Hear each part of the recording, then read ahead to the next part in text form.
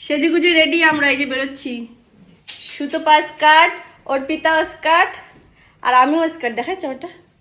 এই যে আমরা এখন যাচ্ছি মন্দিরে শপিং করতে, অনেক জায়গায় যাব। ছাতারপুরে একটা দুর্গা মাতার মন্দির আছে, ওখানেই গেছিলাম আমরা।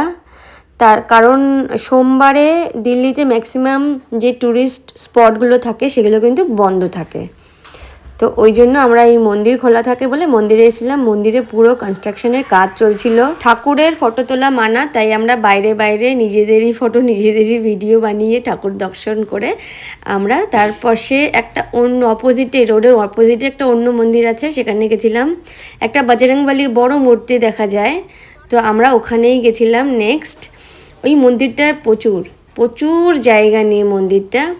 ভেতরে যে মন্দিরের ভেতরে যে ঠাকুরগুলো না, এই যে এই মন্দিরটার ভেতরে প্রচুর মা কালীর নানান রকমের অবতার আছে, আর সব না ওই বাঙালি ধাঁচের, মানে আমাদের ওরকম মনে হলো আর কি। জানি না তোমাদের কার কি মনে হবে, তবে খুব সুন্দর মন্দিরটা। তো এটা আশ্রম টাইপের একটা, প্রচুর বড় জায়গা নিয়ে মন্দিরটা। তো আমরা এখান থেকে ঘুরে তারপরে গেছিলাম শপিং করতে। সুতপা শপিং শেষ হয় না, তো আমরা সেখানে মেহেরুলিতে গিয়ে শপিং করে তারপরে বাড়ি এলাম। আমরা খাচ্ছি ছোলার ডাল আর লুচি। এই যে আমাদের রাজু, আমি বানিয়েছি।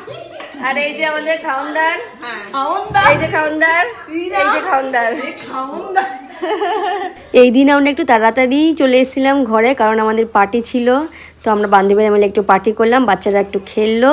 তো আমাদের এই ব্লগটা তোমাদের কেমন লাগলো অবশ্যই কমেন্ট করে জানিও। নেক্সট ব্লগে আবার দেখা হবে, সবাই ভালো থেকো, টাটা।